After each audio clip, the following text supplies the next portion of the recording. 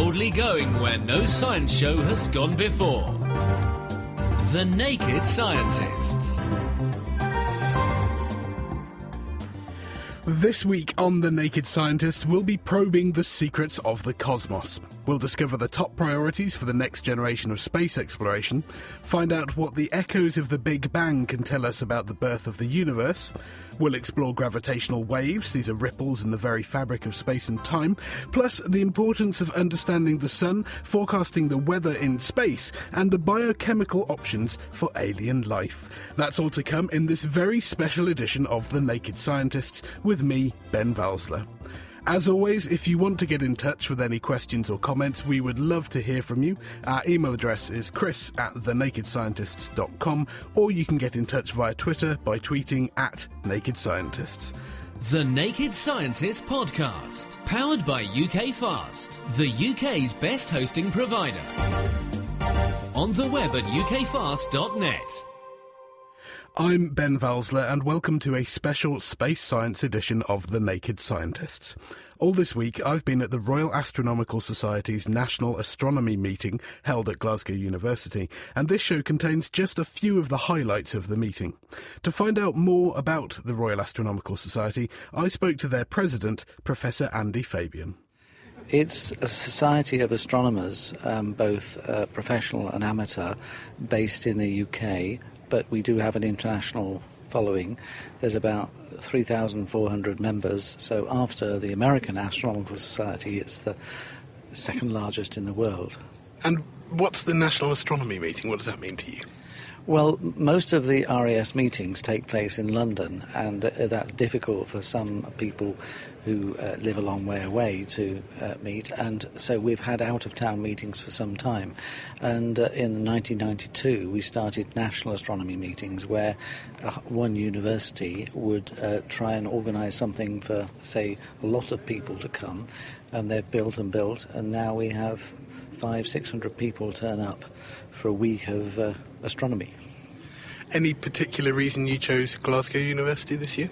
Well, they sort of chose themselves because there is the 250th anniversary of Alexander Wilson, who was the first Regius Professor of Astronomy here, and he, amongst other things, he did quite a lot of astronomy. And what do your members actually get out of the astronomy meeting, other than a chance to meet somewhere other than London? I think there's a lot of networking goes on. People meet people that they don't see every day. Different groups you get to see and hear talks about different areas.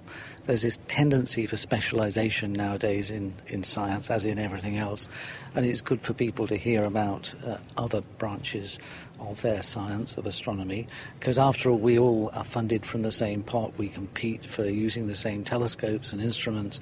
It provides a better appreciation of what we're all doing, as well as lots of interest. And we were reminded in the opening reception today of quite how important astronomy is, not just for blue sky science, but for us in our daily lives. Yes, it's surprising how many things that first came out of astronomy have gone on to be things that are everyday. For example, Wi-Fi, which many people will have at home, is something that the patent is held by an Australian astronomer. And then if you think of the CCD, the charge coupled device, which is the detector in most people's cameras, which are in most people's phones, they weren't invented by astronomers. They were invented by physicists or discovered by physicists. Indeed, they were looking for a storage device, an information storage device, and realised that they were light sensitive.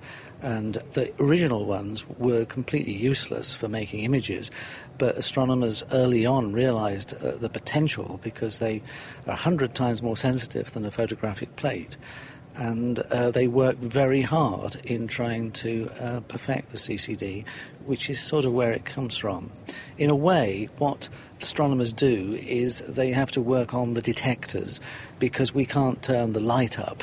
If you are making a film, say, and it's a bit dark, you can turn the light up. Well, an astronomer can't do that. We can't change the brightness of our stars or our galaxies.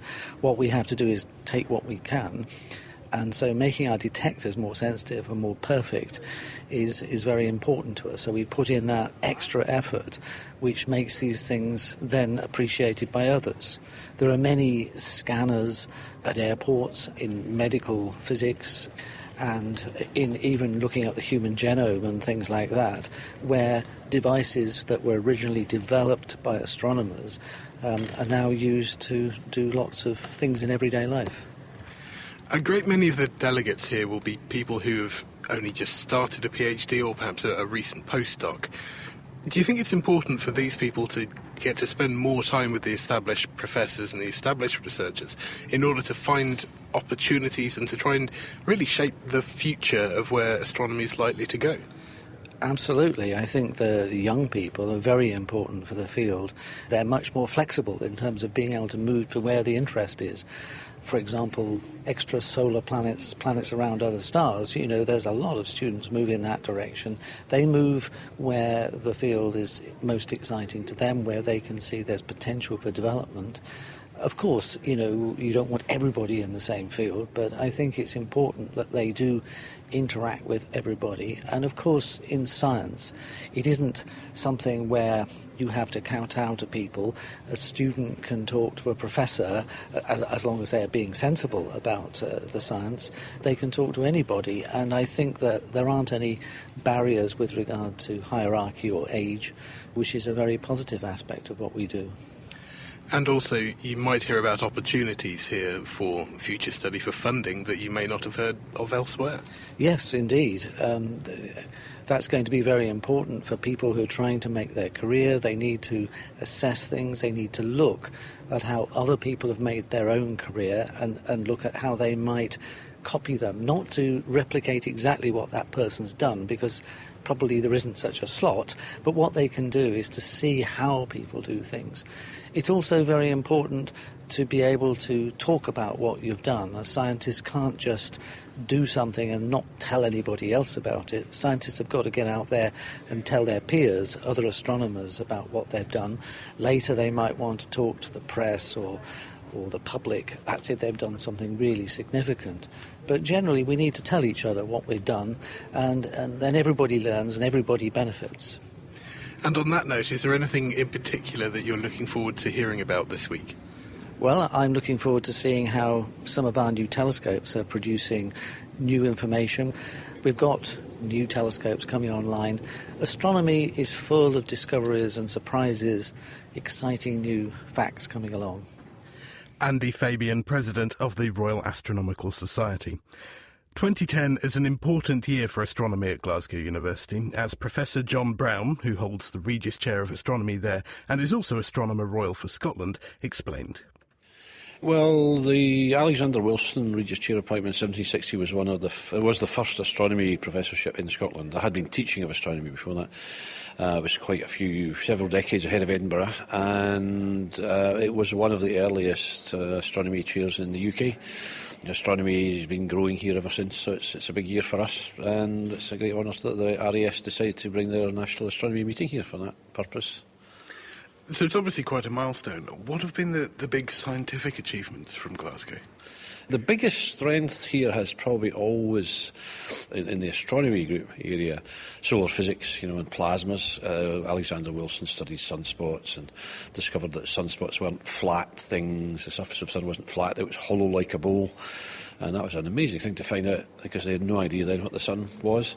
And he did all sorts of other things, Wilson. He invented new kinds of thermometers, measured the thermal structure of our atmosphere, made measurements related to the fundamental theory of heat. He made specific gravity beads to measure the strength of alcohol and such, and designed telescopes as well as doing his astronomy.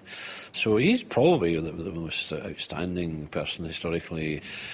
Since then there's been quite a number of worthies. There was a chap called Grant who had created one of the largest star catalogues, the Glasgow Star Catalogue. That was in the mid-1800s. Then we had James Pringle Nichol. I'm not sure about his research, but he seems to have been an erstwhile Carl Sagan. If we had had the internet and television then, he would have been quite world famous, because he was a great populariser. More recent times, Smart, William Smart, he did a lot of study of the dynamics of stars going around the galaxy. And then there was my mentor, Peter Sweet, he was the ninth Regis Professor. And the things that he's remembered for are a thing called Eddington-Sweet circulation, the way gases circulate inside stars. Quite important because stars burn hydrogen and turn it into helium, and the helium sinks towards the centre of the star because it's heavier. But if the star's convecting enough, the helium can get lifted up again from the centre, and that affects how different stars of different masses change as they get older. So that was one thing. And then the theory of how magnetic fields dissipate their energy in plasmas, called magnetic reconnection. That was Peter Sweet did. So, an excellent legacy. In what ways are Glasgow University researchers pushing the boundaries now? Where are they leading research? Well, there's an Institute for Gravitational Research, and they've continued this many-decade-long hunt to find gravitational waves and getting closer all the time. So that's exciting stuff. At the moment, that's not really pure astronomy as such, although it's getting there. A lot of it's engineering, producing very exotic materials and mirrors. The astrophysics is being done in a certain sense is because they haven't yet detected anything. You can put upper limits on things. So it's getting close to true astrophysics.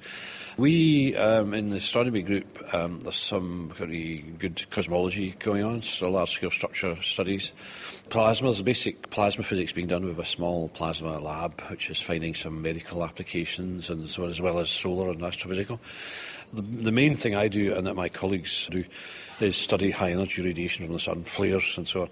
We're moving forward in understanding how the sun produces very high-energy particles, and which are related to the aurora and so on. When the sun erupts, it sometimes gives the Earth a clobber with a big gas cloud, and gives us should be getting some quite nice Northern Lights displays over the next little while. John Brown on the rich history and modern priorities of astronomy at Glasgow University. The National Astronomy Meeting gives people an opportunity to find out what others are working on and where the science might take us in the future.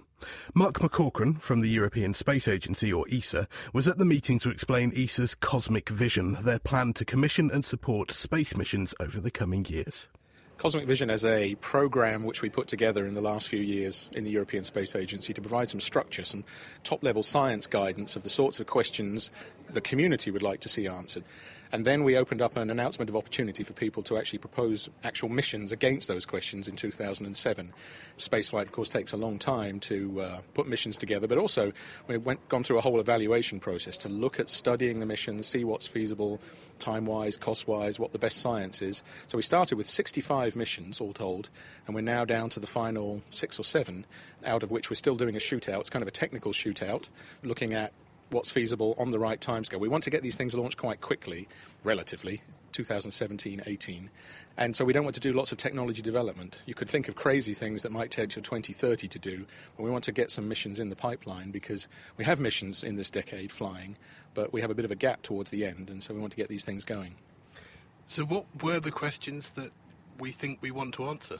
Well, there are a whole range of questions, starting from how does the sun work, how does the sun influence our lives every day, the weather which we have, space weather, but also the weather on the surface of the planet, and of course that's of great importance to many people as it relates to climate change.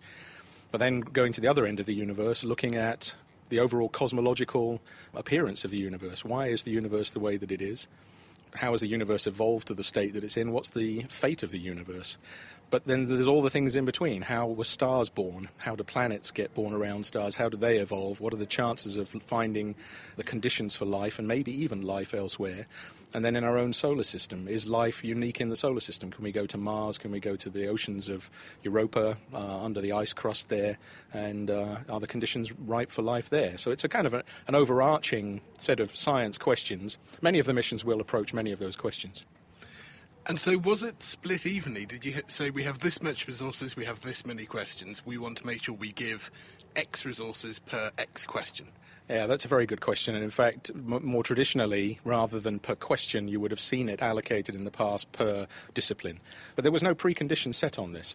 In fact, this time around, the astronomers are in the ascendant. They've got, out of the M-class missions, the medium-class missions we're studying, they've got 3 of those, 3 out of the 4. And two of the L-class missions, the large missions, those are astronomy or astrophysics related. That sounds like the planetary people are doing very poorly, but of course they've got other things which they're doing, including going to Mars with NASA, and that's not something that was in the cosmic vision process. That's a separate program at ESA. So the whole Martian exploration is going on in tandem, in parallel. So what's the difference between a medium-class mission and a large class? The amount of money is different between the two of them, and originally the M mission started off at 300 million euros brought in from ESA. We've had to look at that again, and now we think that to make sense out of those missions, the science goals that the proposers asked, but also that the community felt were the best ones, probably going to cost us about 450 million. We expect then money to come in from the member states of ESA as well, and the European countries who contribute, building bits of the payload, building parts of the instrumentation, maybe roughly 150 million more. So about 600 million for one of those. The L missions have a contribution from us of about 650 million, but they will be actually, all three of those which we're looking at the moment, would be in tandem with United States, Japan, and other collaborators. And so those are much bigger missions overall, up to 2 billion, for example, for our Jupiter mission, EJSM. So the amount of resources is larger there, but also we expect them to do more stuff. So the M missions are supposed to be very focused science goal experiments, if you like. Let's pick one question, let's get an answer to it, let's do it as well as we can. The Ls are generally more observatory-style missions where you're going to look at a whole broad range of questions with a suite of instruments, or go and do outer solar system exploration, which is very expensive to do. It takes a long time to get there. And so what are the ones that you've considered? You said you've whittled it down to a short list. Well, we have on the M side, the medium missions at the moment, we have three full Ms, if you like, the full-scale ones. One's called Euclid, and that's a dark energy mission. It's going to be looking at this mysterious stuff that appears to be accelerating the universe rather than the universe slowing down, as you might expect. The second one is a mission called Plato, and Plato is designed to go and look for planets around nearby stars, and it does it by watching for so-called transits. If you get the alignment just right, a planet orbiting a star will go in front of the star as seen from your telescope or from the Earth, and it'll make the brightness of the star drop very slightly for a day or so as it transits across, or a few hours. So that's 2 out of 3. The third one is Solar Orbiter, looking at the sun and looking at how the sun impacts our environment. And to get the best possible view on the sun, you want to get much closer to the sun. And so rather than sitting out at the distance of the Earth, like our current mission, SOHO, does, Solar Orbiter will be going into just a third of that distance, so much closer in, but also it's going to rise up above the plane of the planets, so it can look down at the sun, not exactly from above, but from a high enough angle that it can see what's happening at the poles of the sun. So those are the 3 big M's. And the last one is a thing called Speaker. Speaker is actually a Japanese mission, and it's a lot like our Herschel Space Telescope, which we launched a year ago. But the big difference to Herschel, which is doing fantastic stuff, Speaker is designed to be actually cooled down. The telescope will have refrigerators on it and cool the telescope down to just 6 degrees above absolute zero, so minus 200 and, see if I can do the maths, 67 degrees Kelvin. And that reduces the background, the emission of the telescope itself, and it makes all the instruments much more sensitive. So it's like a super Herschel. And we would be contributing the actual telescope plus one of the instruments. So those are our 4 M's. And the L-class, the large missions? Well, there we have 3 missions which are effectively all in collaboration with the United States, with NASA. One of them is called EJSM, the Europa-Jupiter System mission, going off to Jupiter, studying Jupiter in great detail, but also flying 2 orbiters, one around Ganymede and one around Europa. And that's to study those very interesting moons. Those moons have water oceans, we think, under very thick crusts of ice. And so very interesting environments, potentially, for life elsewhere in our solar system. Second one is called IXO, the International X-ray Observatory, and this is a big collaboration again with NASA, and we're joining forces to build a much bigger telescope which will collect much fainter X-ray photons from the high-energy sky, from places like black holes, the extreme environments in our universe where very violent events take place. And then finally, we have a mission called LISA, and LISA's slightly less conventional than the other 2. LISA is designed as a mission to detect gravitational waves, so the influence of gravity spreading through the universe from violent events like black holes merging, very high energy events where as the material is converted from matter into energy, you get ripples in the space-time.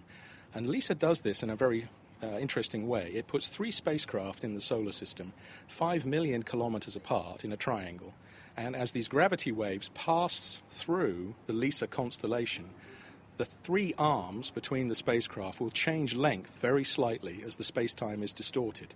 And we have these incredibly high precision measurements measuring this 5 million kilometers to nanometers, so 10 to the minus 9 of a meter, over 5 million kilometers.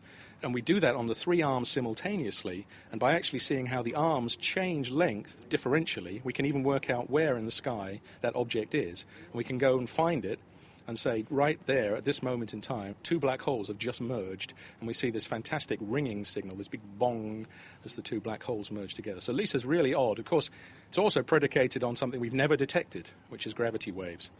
They all sound incredibly interesting. They're all answering really important and interesting questions. How do you choose which ones to support? Well, fortunately, we don't. That's why we have a whole community of scientists who we have in our advisory structures, and we consult them and we try to place science foremost. And these are very difficult decisions, and people have to, struggle with their own conscience sometimes and say, well, this is the one I really like because this is the area I work in. I can take a big enough picture and see that this other mission is the one we should be going for. So we have a whole series of committees of working scientists, active people, who make recommendations. They pass those recommendations to us, and we try to look at them in terms of the programmatics. How long will it take to build? Who will we collaborate with? The technologies we need to develop that we don't have yet. So fundamentally, it's a whole series of difficult decisions to make. All of these things we'd like to do. So we're always rejecting good ideas. But in fact, it's a very positive process because it means that you have a robust check that you're doing good stuff. Mark McCaughrean explaining ESA's cosmic vision. You're listening to a special edition of The Naked Scientists with highlights from the National Astronomy meeting held this week in Glasgow University. Still to come, we find out why astronomers are confident that we will see gravitational waves in the next few years and what the options are for building an alien biochemistry.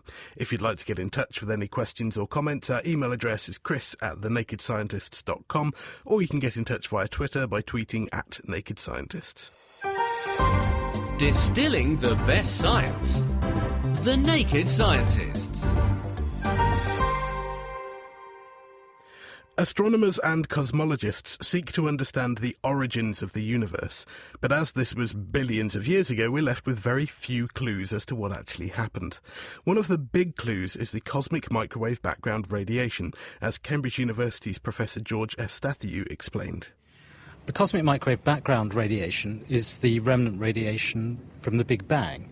And as the universe has expanded, this radiation has cooled, and it's now observed as a background radiation with a very low temperature of 2.3 degrees above absolute zero. So it pervades the entire universe and shows us that at some point in the history of the universe it was very hot and very dense. That's right. The discovery of the microwave background was discovered in 1965. And once that radiation was discovered, it was really incontrovertible proof that the universe started off in a very hot, dense state. And how do we study it? We can study it by observing the radiation at microwave wavelengths. So there have been a range of experiments and missions since the discovery of the background radiation. It was realized very early on, as soon as the radiation was discovered, that the structure that now produces galaxies and clusters of galaxies that we see in the universe today would have imprinted tiny little temperature variations on the background radiation. And so physicists and astronomers started a search to discover these fluctuations. And they were discovered in 1990 by the COBE satellite. These fluctuations are very important because we see them at the time that the universe became neutral. This occurred when the temperature of the background radiation was around 10,000 degrees, and the universe was only 400,000 years old. So we see the universe as it was 400,000 years after the Big Bang. But the fluctuations that we see are faithful representations of what happened 10 to the minus 35 seconds after the Big Bang. And that's the real interest that cosmologists have in studying these fluctuations, because it tells us about conditions in the ultra early universe. And so can we use it to work out some of the physics that was going on back then? That's right. By studying these fluctuations, we can probe physics at ultra high energies, 10 to 15 orders of magnitude higher than the energies achievable by the Large Hadron Collider. The physics at those high energies is really not at all well understood, and it could be very, very different to the sort of physics that we know about. And that's what makes it really fascinating, because our best guess at a sort of theory of everything, a theory like that would have maybe 9 or 10 spatial dimensions. And these dimensions that we currently don't see at those very early times would have opened up. And so it's possible that we could see signatures of higher dimensional physics by studying the background radiation. Relatively recently, the Planck mission has set out to try and study this in more detail. What are you hoping to use that for? Planck was successfully launched last year, and it is by far the most sensitive space probe designed to study these fluctuations. So we will get much, much better images, higher angular resolution with much higher sensitivity than have ever been achieved before. And we're also measuring the polarization. This background radiation, the fluctuations are slightly polarized. They're polarized at the few percent level, and Planck has sensitivity to polarization, and so we expect to create an accurate picture of not just the distribution of the temperature, but the distribution of polarization. And that's very important because gravitational waves generated in the very early universe can produce a specific type of polarization pattern which we may detect. So what's the really big question that we're trying to answer? We know very little about the physics at these very early times. What we would like to know is what actually happened very, very close to the Big Bang, not just in a sort of conceptual way, but to actually really probe the structure of the Big Bang. What we think happened is that very close to the Big Bang, the universe underwent a period where it effectively expanded faster than the speed of light. So we call this a period of inflation. It's a very attractive theory. It's not a well-founded theory in terms of physics yet. So we don't understand the mechanism, we don't understand any of the details. What we hope to do with Planck is to get enough information that we can actually get a handle on what actually happened. Did the universe really go through an inflationary phase of expansion? What was the physics responsible for inflation? How were the fluctuations generated? What was the energy scale of inflation? These are the sort of questions that we hope to answer. George F. Stathiou on how we can use the leftover radiation from the Big Bang to probe the early universe. Still to come, we find out why solar physics is quite so important and how we're striving to predict the space weather. But first, in 1916, Albert Einstein predicted that gravitational waves, these are ripples in the very fabric of space and time, must exist. We now know that they do, but we still can't observe them directly. Professor B.S. Sathyaprakash from Cardiff University explained more about these mysterious ripples. Gravitational waves are really consequence of combining Newton's gravity with Einstein's special theory of relativity. In Einstein's special relativity, he showed that nothing can move at speeds greater than the speed of light. But according to Newton's gravity, gravity will have to travel instantaneously. And that's impossible according to Einstein's special relativity. So in a way, when you marry Newton's gravity with Einstein's relativity, you have to have gravitational waves. So in a few more words, gravitational waves are simply ripples in the very fabric of space and time, which travel from their sources at the speed of light. So, like light, does it come in photons or is it a little bit more complicated? It's actually not so much more complicated at all, because light, we can think of them as particles only when the wavelength is tiny, which means energy is extremely high. When we are talking about gravitational waves, the wavelength is extremely large. If we have very high energetic gravitational waves, we would probably think of them as gravitons, which are the names given to particles of gravitational waves. But the correct way of thinking about them is really that they are ripples. You throw a stone in a pond that produces ripples outwards. And similarly, if there is an exploding star that sends out ripples of gravity, and those are gravitational waves. Are they entirely theoretical, or have we experimental observations of them? Until about 30 years ago, they were completely theoretical. And in fact, even Einstein is supposed to have said, they are an artifact of my theory. There is really no way to generate them or detect them. But lo and behold, astronomical observations have actually given us a system.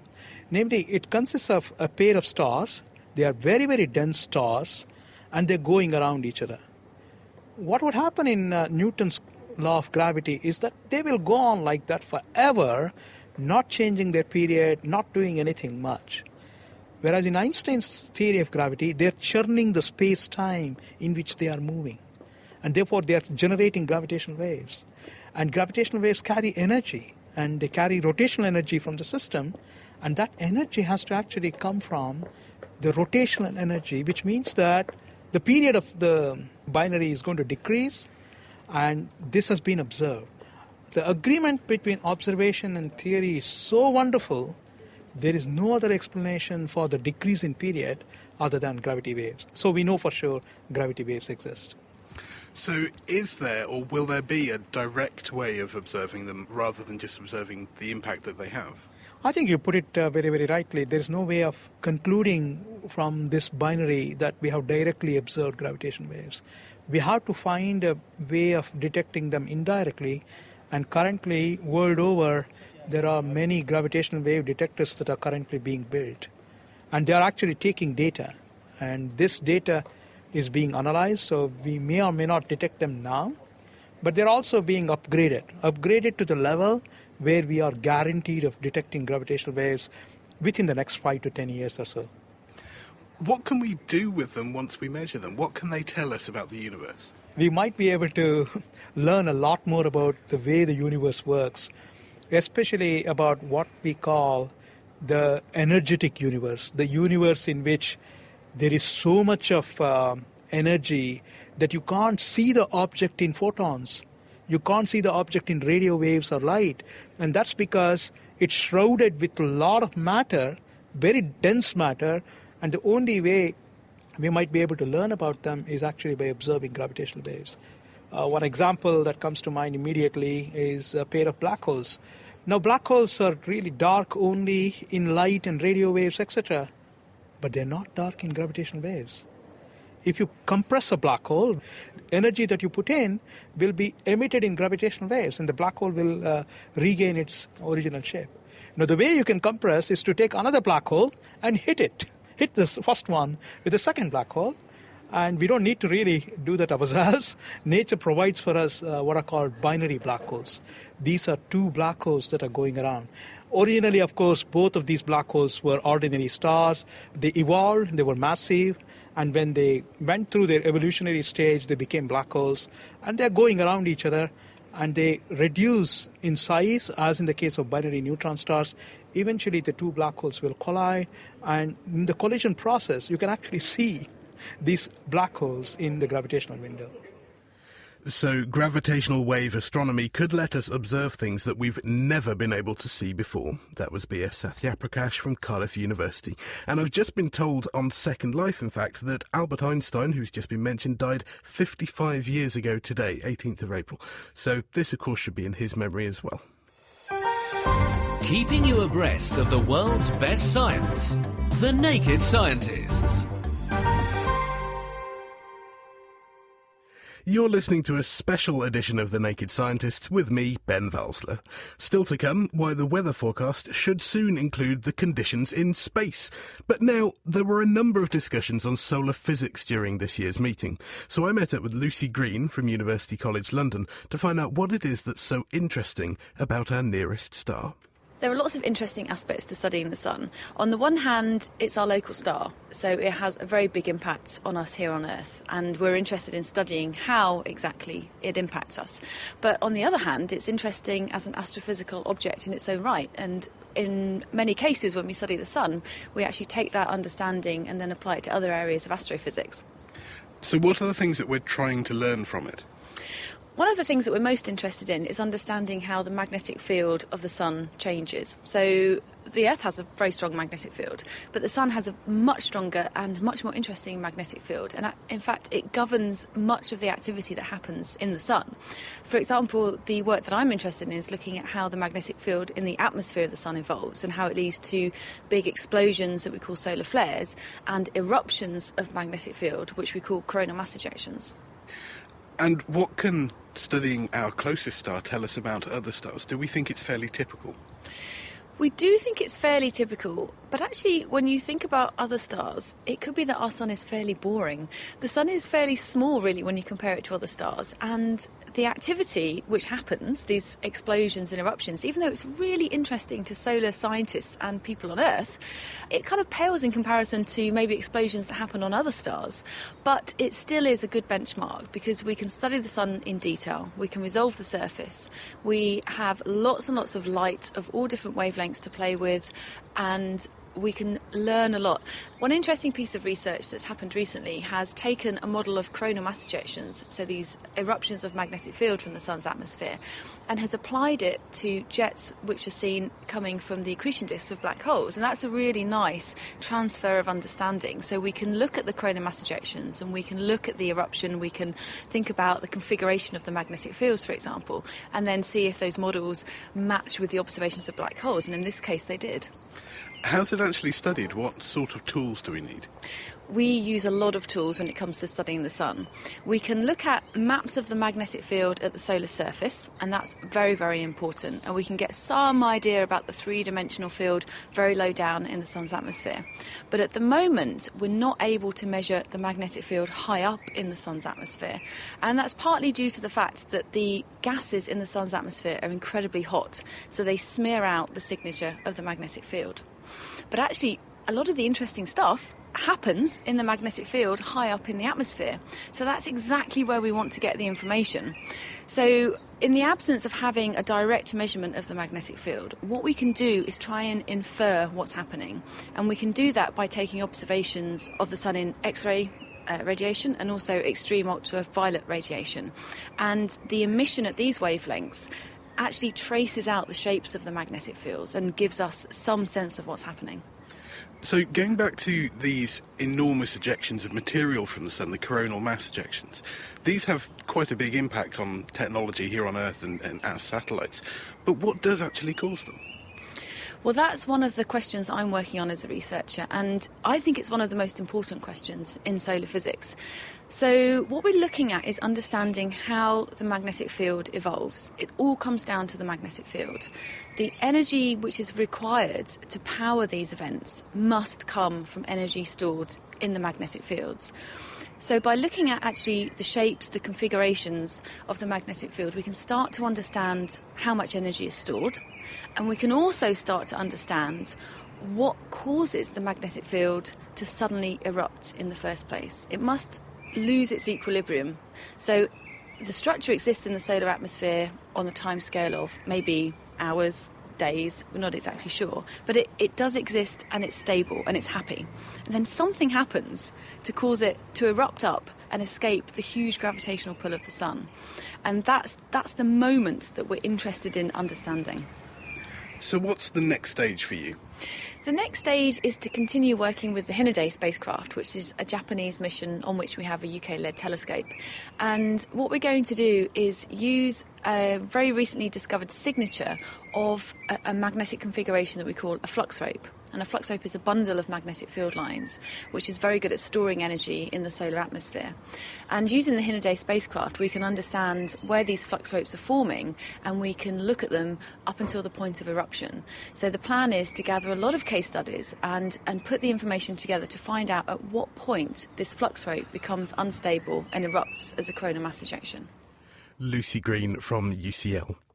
We hope to see lots of the sun in our weather forecasts here in the UK, but out in space that may not in fact be the case. Here's Dr. Jim Wild from Lancaster University. Well, space weather is the changes in the space environment quite close to the Earth that result from primarily solar activity. So everything on Earth is driven, all the energy sources on the Earth ultimately start off at the sun. But the sun's quite dynamic on a lot of timescales, and so I mean from minute to minute or hour to hour, year to year, century to century, the amount of activity can change. And it's those shorter term timescales that we sort of refer to as space weather, in the same way that changes in the atmosphere and the amount of rain we get from hour to hour and day to day we think of as weather on the ground. So space weather is usually driven by, for example, if you have a large flare or coronal mass ejection, that energy is transported through space, will arrive at the Earth sometime later in a variety of different forms and interact with the space environment around the Earth, the magnetic field of the Earth, the atmosphere of the Earth, and it will produce some effects on the ground or in Earth orbit that we can measure. And actually, we usually tend to think of space weather as affecting man-made technology. So space weather kind of presents a bit of a hazard to man-made technology on and above the surface of the Earth. Just like with normal weather, do we try and predict it? We do try and predict it. In fact, the ultimate goal will be to be able to predict it. It is quite difficult, just like it is with normal weather. It's a bit easier the closer to the present that you get. And so at the moment, we're kind of at the stage where human beings can do what we kind of call nowcasting. Instead of being forecasting what's coming, can we actually just say what the status of things is now? So the nowcasting at the moment, as we're sitting here on this bench in sunny Glasgow, is that it's sunny and it's not raining. And an outcast globally would be able to say that about the entire surface of the Earth for the regular weather. Well, if you think about space weather, the nowcast would be how much radiation is coming from the sun, how many energetic particles are coming from the sun, what's the status of the Earth's atmosphere, the upper ionosphere that we use for radio communications, the radiation belts, how energised are they, how much energy is coming into the auroral zones that causes the northern lights, all those kind of effects. So if nowcasting is the first stage, and we can sort of do that. We can make measurements in real time, even from spacecraft that are upstream of the Earth. So we have Sentinel spacecraft that are located about 250 Earth radii upstream of the Earth, and they sit there and sample the solar wind that's on its way to us from the sun. So we know what's coming, and that gives about an hour's warning. We can take pictures of the sun, so that can tell us about things that are going to take about 3 days to arrive at the Earth. So we can start to forecast, but it's still quite crude. We're kind of at the stage of being able to say in the summer it will be generally warmer than the winter, and there's probably a big storm due in a few days, but it may or may not strike. We're not quite sure yet. So it's still a quiet ballpark at the moment. So how's it studied? What tools do we need to use?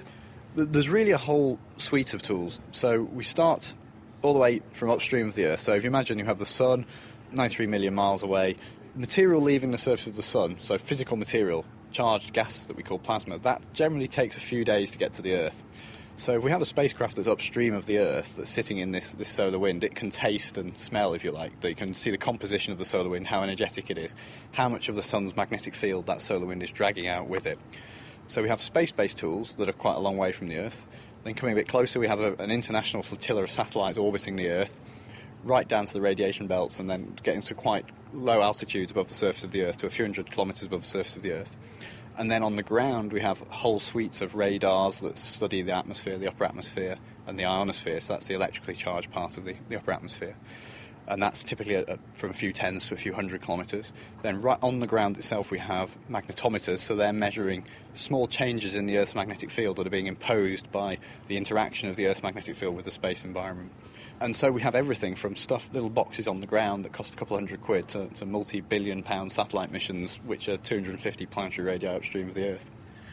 If one of the things we're hoping to monitor or prevent, or at least be prepared for, is damage to our technology by the space weather, isn't it a bit of a risk putting a multi-million-pound satellite between the sun and us? I mean, certainly these satellites that are upstream and monitoring the space weather environment, they are outside of the Earth's protective magnetic field to begin with, and the protective barrier of the Earth's atmosphere. So they are in quite harsh radiation environments, and they're built to withstand some of this. But you can certainly see when we have large events that these spacecraft do take a bit of a kicking. There is a very famous event, well, to scientists it's very famous. In October 2003, there was a large flare, and accompanying that flare was a coronal mass ejection, a big explosion on the solar surface, which threw out about 1 billion tonnes of energised electrically charged plasma, this is electrically charged gas, which travelled towards the Earth at about 1 million miles an hour. So it took a few days to arrive at the Earth, and when it arrived it was about October 31st, so it was a Halloween storm. Scientists are wonderfully imaginative when it comes to naming these things. But that passed by several spacecraft on the way, and you could see this thing coming, you could see it coming in the images, you could see the blast, and then you could see huge amounts of noise and radiation damage to the spacecraft. So actually the spacecraft's solar cells, which are obviously designed to absorb radiation and create electricity, actually absorbed huge amounts of damaging radiation, and it knocked a couple of months off the expected lifetime of those solar cells. So yeah, they're in quite an extreme environment, but it's kind of like, you have to have a thermometer to put into the jug of hot water to measure how hot the water is, so you need to build something that will last. How do you adapt a spacecraft to be able to cope with those conditions? The ones that go upstream, they're generally built to be radiation hard. So the components they use are built to withstand radiation environments. So they're quite different to the kind of components you would buy if you were building a radio set yourself. They're radiation hardened bits of kit. For stuff that's a bit closer to the Earth, what you tend to find is that they get some shielding naturally from the Earth, but they can still be exposed to damaging radiation doses, and especially electrically charged particles, because these blitz through semiconductor chips, and they change ones into zeros, which can be a very bad thing in a circuit if it controls a computer on board a spacecraft. So what we can do is those spacecraft can be put into much more safe modes, so they can be powered down, for example, or told to disregard any strange commands for the next few hours, or shunted into even slightly different orbits in extreme cases. But of course the trick there is knowing these things are coming, and that's where the forecasting and nowcasting comes in, because we really want to be able to study what's coming and be able to say, OK, spacecraft need to be a bit aware now that something interesting is going to happen. And as well, it's not just spacecraft in orbit. Going back to a very common Earth analogy, you wouldn't launch a brand new ship into a typhoon in the same way that the spacecraft providers, whether it's a communication satellite or a scientific mission, you wouldn't launch that into a very damaging or extreme space environment. So what you generally want to know is it quiet at the moment, and is it likely to stay quiet for the next couple of days so my spacecraft can get launched and into some regularised orbit before any bad weather hits. Dr. Jim Wild on forecasting the space weather. Many new and interesting results are published and discussed at the National Astronomy meeting. This year, Professor Andrew Collier-Cameron from the University of St Andrews announced some surprising discoveries from the Wide Angle Search for Planets, or WASP, project. We've announced the discovery of 9 new transiting planets from the WASP project, which brings our grand total up to about 28. And among those, we've also done additional observations aimed at measuring the tilt of the planet's orbit relative to the star's equator. And it turns out that 2 of the 9 have orbits that are so strongly tilted that they're actually going around the star in the opposite direction to the star's spin, which is a bit of a surprise. So these 2 oddballs join another 3 previously discovered WASP planets to which we've applied the same technique and which we've also found are going around in the sense opposite to the star's spin.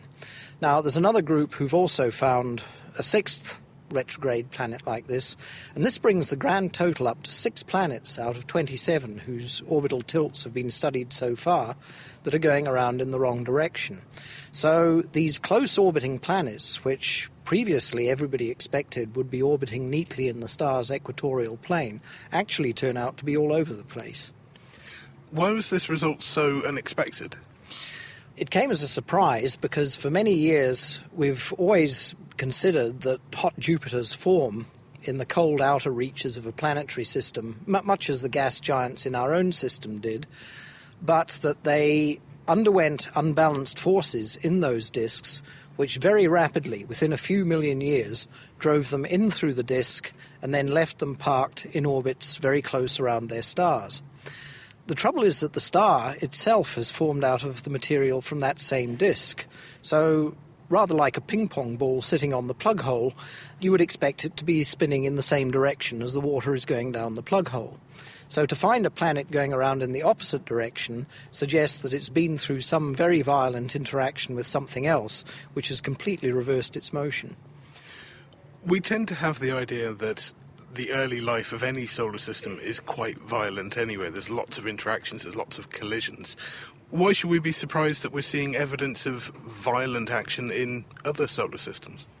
Well, the violence that happened in our own planetary system all happened in more or less a single plane, because it was driven by Jupiter and Saturn having formed in the outer reaches of the solar system, and there's a beautiful theory whereby they migrated very slowly in towards the Sun. They never got very far, but they reached a point where Jupiter was going around the Sun twice for every once that Saturn went around, and that played dynamical havoc with the rest of the system.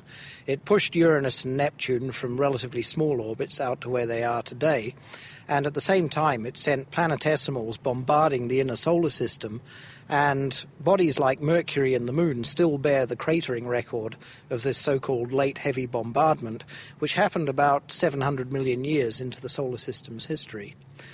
But the sort of violence we're talking about here is of the kind where something like that Jupiter-Saturn event might have happened, but it was so violent that it actually resulted in one planet being thrown clean out of the system, and the other one stranded in a highly eccentric orbit.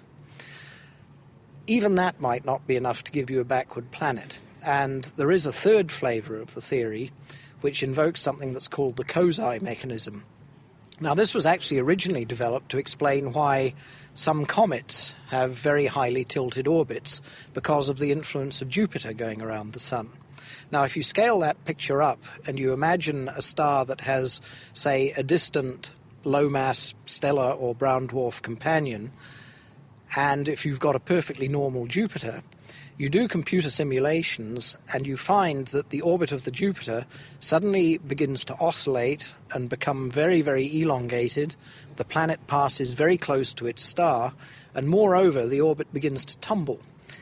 The upshot of this is that every time the planet goes close to the star, it raises a tidal bulge, and that gradually leads to shrinkage of the orbit and the eventual formation of a hot Jupiter, but a hot Jupiter that isn't necessarily in the plane of the star's equator. It can be parked at just about any angle at all, and that is actually remarkably close to the picture that seems to be emerging from our observations. So if these systems have had a rampaging gas giant flying about at all sorts of angles throughout their history, would we expect to find other planets there? It would be very difficult to find terrestrial planets because the old theory whereby Jupiter migrates in through the disk requires that process to happen while the disk is still there, obviously. And since the lifetime of the disk is only about 3 million years, then you have absolutely no trouble forming terrestrial planets out of the debris that's left in its wake. Now, we think from meteoritic evidence and radioisotope evidence and from astrophysical evidence looking at other planetary systems that it takes about 100 million years for terrestrial planets to form. So Jupiter-like planets form very quickly, but Earth-like planets form very slowly. So if you have a process that takes hundreds of millions of years, as this Kozai mechanism does, then, as you say, the rampaging gas giant is going to disperse all of those planetesimals long before they have a chance to build a terrestrial planet. So if this is the correct picture for the formation of hot Jupiters, then we would certainly expect that hot Jupiters and Earths don't mix. So the search for habitable planets may have to ignore systems with a hot Jupiter in place. That was Andrew Collier-Cameron from St Andrews University. Finally this week, a new way to think about the search for extraterrestrial life. Here's Cambridge University's William Baines. I come at this from a very indirect historical route, but in summary, I became interested in astrobiology because of some particular chemistry I was doing. And as a biochemist, I started out by asking, well, what is life and what is biochemistry from a very fundamental level? And that seemed to be quite a productive line of research to follow. Most of the material I was reading about the origins of life was written by chemists who looked at it chemically, or astronomers who looked at it in terms of accreting planets. They won't look at it in terms of somebody who's been used to trying to discover new drugs, looking at organisms as very complicated, very poorly understood collections of stuff.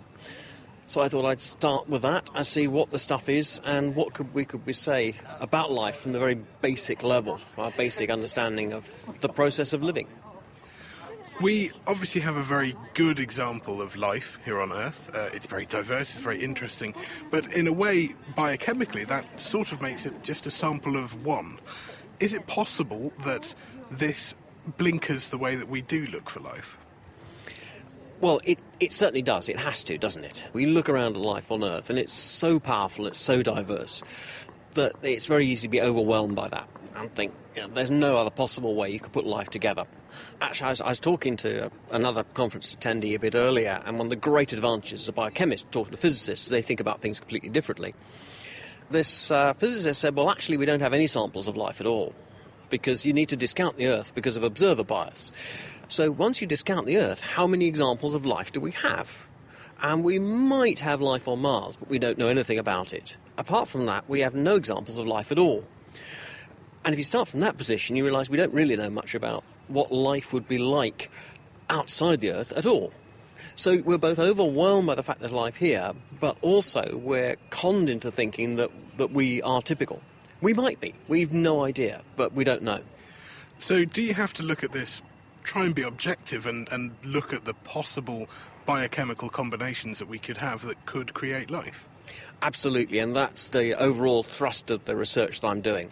It's a really difficult problem, and I don't pretend to have done more than nibble at the edges of it. But yes, the idea is to try to think from a chemical basis, what sorts of chemistry could you put together to do the sort of fundamental things that life does? We have from years of studying chemistry, a very good idea of how different molecules will react together, what possible combinations we have. But it very quickly builds up into an enormous network of possible interactions. How do you whittle this down to the ones that could be plausible for life? Yeah, it's a huge problem in combinations of options. There are two answers to that. The first is there are some very general rules you can apply. So life has to work in quite thick solutions. If you look at the difference between a fish and the sea, the fish is full of chemicals, full of stuff, protein, metabolites, all sorts of things, and the sea is clean. So life is going to have to be dissolved in something. So if you try to build life out of chemicals that simply don't dissolve, it's not going to work. They have to be reasonably stable. So trying to build life out of molecules that will instantly react with water and expecting that life to work on Earth just isn't going to work. And there are a number of slightly more indirect and sophisticated filters you can put in, but the same sort of basic logic. The difficulty is, does that then leave you with one or two possibilities of biochemistry, or half a dozen different types of possibilities, or does it leave you with hundreds of billions of possibilities? At the moment, we have no idea. Is it actually easier to look at a planet or a moon and say, well, this is the chemical environment we have, these are the options for life? That's what I hope. That's the overall aim, to say not only these are the options for life, but these are the likely signs that that sort of chemistry is going on in that environment. And then, of course, we can look for it. This is a fascinating intellectual puzzle, but there's not much point doing it unless it comes out with something you can test. Something that the astronomers can look for in their spectra, or that spacecraft can look for when they land. I understand that you have been considering Titan as an option and looking at the chemistry on Titan. Yes, Titan is the coldest body in the solar system which we know has definitely got liquid on it. The surface is incredibly cold. It's only about 90 kelvins, and 90 degrees above absolute zero. It's definitely got ponds of liquid methane, ethane mixture on the surface. In some ways it's like Earth, but of course the chemistry is bound to be completely different. And that's something why I've chosen it, not because I think there's likely to be life there, but because it is an extreme example that pushes your assumptions and therefore says, can we say anything sensible about that? So if life does have to have solubility involved, then it must be a series of chemicals that are soluble in this liquid methane and ethane. Do we know of any that would fit the bill? We know of a few very small, simple molecules, definitely. I mean, liquid methane, liquid ethane are important to the gas industry, so people have measured the solubility of things like carbon dioxide and water in liquid methane. People have measured the solubility of a number of small molecules in very cold solvents, so liquid methane, liquid nitrogen. So we've got some data on what is soluble, on the type of molecule that's soluble. They all tend to be small. And this is a problem for designing a biochemistry, because you do need things that will dissolve, and you need lots of different molecules to dissolve. And whether we can get enough different types of molecule to dissolve is still an open question. What are the core jobs that we need biochemistry to do in order to get what we think of as life? Oh gosh, well, you have to be able to have some sort of large molecules that can act as catalysts. This isn't just to make the chemistry happen fast, it's also to make sure that the chemistry goes in the right direction. You need some sort of information storage. Life works from an internal plan, a coded description. This doesn't completely describe life, but life emerges from that code. Clearly life has to handle energy. It needs energy to make something happen, to drive the chemistry forward in the right direction. You need structural components. You need to contain the chemistry in some sort of bag or sack. The problem with stating the requirements for the chemistry in these terms is they're incredibly general. Somebody came along and said, could you do these things with the chemistry of silicon? And the answer is, not under terrestrial conditions. Water, in particular, just dissolves most silicon chemicals and turns the silicon back into sand. But in Titan conditions, where the water's all completely frozen out as rock, and you're dissolving it in liquid methane, liquid ethane, the answer's possibly. Do I think there's silicon-based life swimming around on the lakes of Titan? Extremely unlikely, but we can't yet rule it out. Cambridge University's William Baines on a biochemical approach to finding life on other planets. That's all we have for this special edition of The Naked Scientists. There were far more highlights than we could possibly fit into an hour, so keep an eye out for more space science on the Naked Astronomy podcast and on our website at thenakedscientists.com.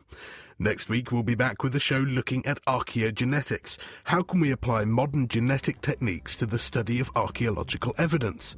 We'll be exploring human evolution and migration, as well as looking at the pathogens that have evolved alongside us. As usual, you can get your questions into us before the show by email to chris@thenakedscientists.com, by tweeting @nakedscientists, or on our forum at thenakedscientists.com/forum. Also, Diana O'Carroll will be back with our question of the week. She's asking if there's any way to accurately tell somebody's age if their date of birth has been lost in the mists of time. In other words, can you carbon date your granny? We'll have the answer for you next week, but in the meantime, let us know what you think on the forum or by email, and we'll include our favourite comments and answers next week. Many thanks to everybody who joined me throughout the National Astronomy meeting, and to Tom Simpkins who helped me with production. So until next time, have a great week, and goodbye. The Naked Scientist podcast comes to you from Cambridge University and is supported by the Wellcome Trust, the EPSRC and UK FAST. For more information, look us up online at nakedscientist.com.